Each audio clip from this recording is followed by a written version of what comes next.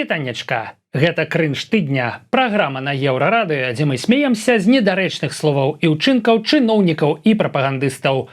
Асноўная ўвага Беларусі, але не забываемся і пра ўсходніх суседзяў.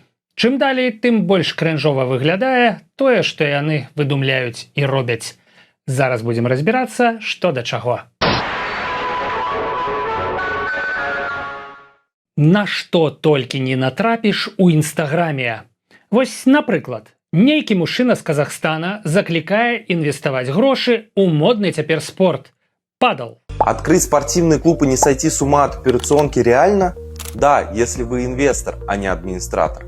Многие хотят вложить деньги в падал, потому что 4 карта могут приносить до 20 миллионов тенге чистой прибыли в месяц. Вы таксама гэта бачылі? Гэта Святлана Ціхановская грае ў падал у казахстанскай рэкламе. Не іначай яны там нешта ведаюць, калі запрашаюць да сябе такую зорачку. Але вось асабіста я укладаць грошы ў падал не буду, бо яшчэ шмат дабрачынных збораў на байсоле засталіся незакрытымі.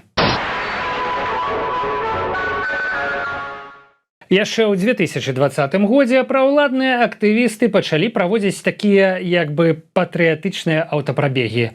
Яны і дагэтуль раз-пораз праходзяць, але, канешне ж, ужо без былога энтузіязму. Але тут у нас нешта новенькае.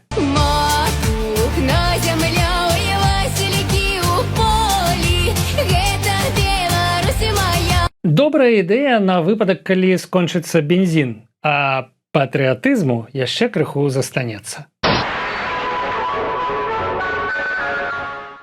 Тым часам дзяржаўныя СМІ кінуліся пераконваць беларусаў, што бензіна ўсім хопіць. У ход пайшлі рэпартажы з аўтазаправак на беларуска-расійскай мяжы. Маўляў, там усё спакойна, ні чэргаў, ні ажыятажнага попыту на паліва няма. Я позавчера была, сегодня приехала без проблем. Пожалуйста. Вы видите канистры? Кто вывозят, я тоже не вижу. Не знаю, честно говорю, я такого не встречала. Ну вот, я подъехала без проблем, на моей колонке нет очереди, я спокойно заправлюсь и уезжаю. Як назло, журналистам тут же трапился мужчина с канистрами. Все прекрасно, бензина всегда хватает. Это заправил всю машину, а это на бензокосить траву, это 92-й бензин. Это именно для триммеров. Ну, для косилки, дык для косилки. Гэта і не каністра ўвогуле была, гэта вам так падалося. Вадзім Гігін на сустрэчы з жыхарамі Барысава вырашыў пагаварыць з Кірылам, які толькі скончыў коледж і трапіў на адпрацоўку на завод. Здавалася б, у залу мусілі запрасіць максімальна лаяльную аўдыторыю і ніякай каверзы не чакалася. Але хлопец неспадзявана не стаў паддакваць прапагандысту. Ну вот у вас на вашем предприятии все устраивает? Относительно чего? Ну, у вас как молодого специалиста. Ну давайте так, по другому вопросу. Я просто смотрю, насколько вы смелые здесь. Открыто можете говорить. Вы собираетесь, вот когда вы, как сказали, отработка закончится, оставаться на вашем предприятии?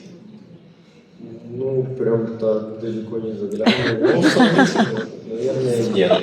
А что вызывает у вас сомнения? Больше заработная плата.